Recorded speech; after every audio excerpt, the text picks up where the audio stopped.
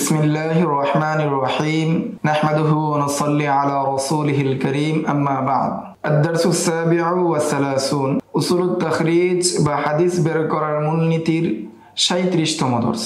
এই দর্সে আমরা উপরোক্ত যে 14টি কিতাব রয়েছে ওই 14টি কিতাবের হাদিসের দিক নির্দেশনার পদ্ধতি সম্পর্কে জানব।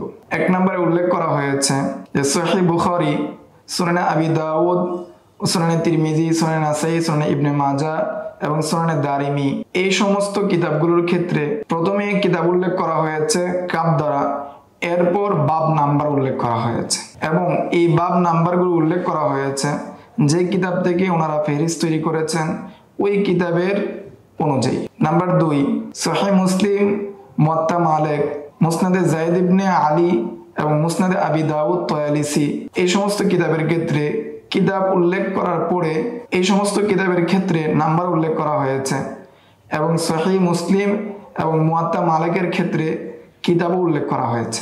নাম্বার 3, মুসনাদে আহমদ ইবনে হাম্বল, তবকাতে ইবনে সাআদ, সিরাতে ইবনে হিশাম, মাগাজিল ওয়াকিদি, এই সমস্ত কিতাবের ক্ষেত্রে প্রথমে খণ্ড নাম্বার উল্লেখ করা হয়েছে, এরপর সফা নাম্বার উল্লেখ করা হয়েছে।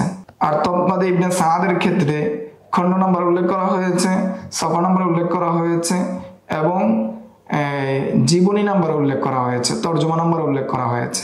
আরবি ভাষায় প্রকাশিত কিতাব ও মিফতাহি কুনুজিস সুন্নাহ কিতাবের প্রথম পৃষ্ঠায় লেখা রয়েছে এটি হলো ব্যাপক বিষয়ভিত্তিক একটি মুআজ্জাম এবং এটিকে প্রণয়ন করা হয়েছে হাদিসে নববিয়া, যেগুলোকে তাদবিন করা হয়েছে, মুদাওয়ান করা হয়েছে এই 14টি কিতাবের মধ্যে ওই কিতাবের হাদিসকে প্রকাশ করার জন্য, খুঁজে বের করার জন্য, এবং সেগুলোর বিষয় সহিহ বুখারী, সুনান আবি দাউদ, তিরমিজি, নাসাই, ইবনে মাজাহ এবং সুনানে দারিমির ক্ষেত্রে বাব নাম্বার উল্লেখ করা হয়েছে এবং সহিহ মুসলিম এবং মুওয়াত্তা মালিক এবং মুসনাদে যায়েদ ইবনে আলী এবং আবু দাউদ তয়ালিসি, এগুলোর ক্ষেত্রে হাদিস নাম্বার উল্লেখ করা হয়েছে এবং মুসনাদে আহমদের ক্ষেত্রে এবং তবকাতে ইবনে সাআদ এবং সিরাতে ইবনে হিশাম, মাগাজিল ওয়াকিদি, এগুলোর ক্ষেত্রে পৃষ্ঠা নাম্বার উল্লেখ করা হয়েছে। এর মাধ্যমে একজন গবেষক জানতে পারবেন তার কাঙ্ক্ষিত হাদিসটিকে কোনো ধরনের কষ্ট ছাড়াই। মুসান্নিফ এই কিতাবের মধ্যে 30টি রুমুজ ব্যবহার করেছেন। এই রুমুজগুলো মুকাদ্দামায় এসেছে এবং এর দ্বারা কি উদ্দেশ্য সেগুলো তার মুকাদ্দামায় আলোচনা হয়েছে। এই রুমুজগুলো দ্বারা উদ্দেশ্য কি সেটাও বিস্তারিতভাবে আলোচনা করা হয়েছে।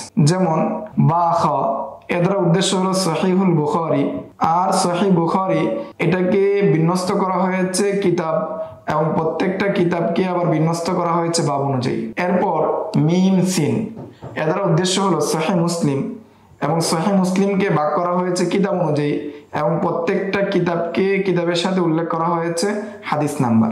এরপরে রয়েছে বা দাল, এর দ্বারা উদ্দেশ্য হলো সুনান আবি দাউদ এবং সুনান আবি দাউদের ক্ষেত্রে এটাকে ভাগ করা হয়েছে কিতাব অনুযায়ী এবং কিতাবকে ভাগ করা হয়েছে বাব অনুযায়ী। এরপরে উল্লেখ করা হয়েছে তার দ্বারা উদ্দেশ্য হলো সুনান তিরমিজি, এটাকে ভাগ করা হয়েছে কিতাব অনুযায়ী এবং কিতাবকে ভাগ করা হয়েছে বাব অনুযায়ী। এরপরে উল্লেখ করা হয়েছে নুন সিন দ্বারা উদ্দেশ্য হলো সুনান নাসাই, এটাকে ভাগ করা হয়েছে কিতাব অনুযায়ী এবং কিতাবকে ভাগ করা হয়েছে বাব অনুযায়ী।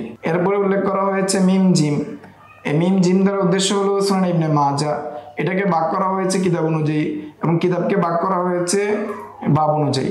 এরপরে উল্লেখ করা হয়েছে মিম ইয়া দ্বারা উদ্দেশ্য হলো সুনানুদ দারিমি, এটাকে ভাগ করা হয়েছে কিতাব এবং কিতাবকে ভাগ করা হয়েছে বাব অনুযায়ী। এরপরে উল্লেখ করা হয়েছে মিম আলিফ দ্বারা উদ্দেশ্য হলো মুওয়াত্তা মালিক, এই কিতাবকে ভাগ করা হয়েছে কিতাব অনুযায়ী এবং কিতাব থেকে পরে উল্লেখ করা হয়েছে হাদিস নাম্বার। এরপরে উল্লেখ করা হয়েছে যা দ্বারা উদ্দেশ্য হলো মুসনাদে যায়েদ ইবনে আলী, এটা নির্দিষ্ট কিছু হাদিস এবং সেটার উপর দালালত করেছে তার সংখ্যা অর্থাৎ হাদিস নাম্বার।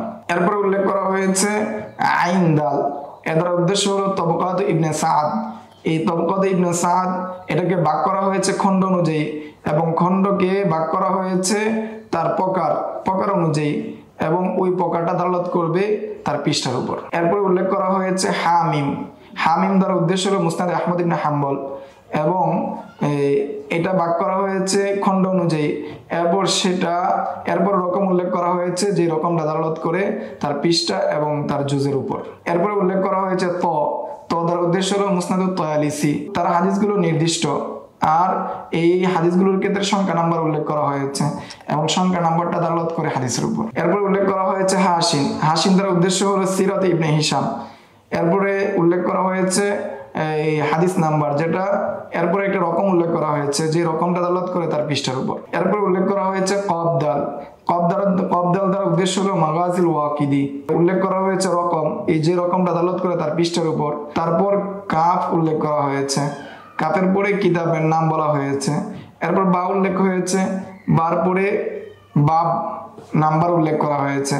তারপর হা উল্লেখ করা হয়েছে, হার পরে যে সংখ্যাটা উল্লেখ হয়েছে এটা দ্বারা হাদিস নাম্বার বোঝানো হয়েছে। এরপর যে সদ উল্লেখ করা হয়েছে, সদের পরে যে নাম্বারটা উল্লেখ হয়েছে সেটা দ্বারা সফা বোঝানোর উদ্দেশ্য। জিমের পরে যে সংখ্যাটা উল্লেখ হয়েছে এটা দ্বারা এই জুজ নাম্বার উদ্দেশ্য। কফের পরে যেটা কফ দ্বারা উদ্দেশ্য হয়েছে যে কিসিম, আর কফ আলিফ দ্বারা উদ্দেশ্য হয়েছে যে এই হাদিসকে তার পরবর্তী হাদিসের সাথে মুয়াজানা করা হয়েছে, মোকাবেলা করা হয়েছে। এরপরে যখন আর মিম মিম মিম, তিনটা মিম যখন উল্লেখ করা হয় কোন সংখ্যার উপরে, কোন সংখ্যার বাম দিকে, তখন এটা দালালত করে যে হাদিসটা তাকরার হয়েছে, মুকাররার হয়েছে কয়েকবার। বাম দিকে ছোট আকারে যে সংখ্যাটা রয়েছে সেটা দালালত করে যে হাদিসটা তাকরার হয়েছে এই পৃষ্ঠার মধ্যে অথবা এই বাবের মধ্যে। আজকের দর্স এই পর্যন্তই। আগামী দর্সে আমরা এই কিতাবের বাকি অংশ সম্পর্কে জানবো। আসসালামু আলাইকুম ওয়া রাহমাতুল্লাহ।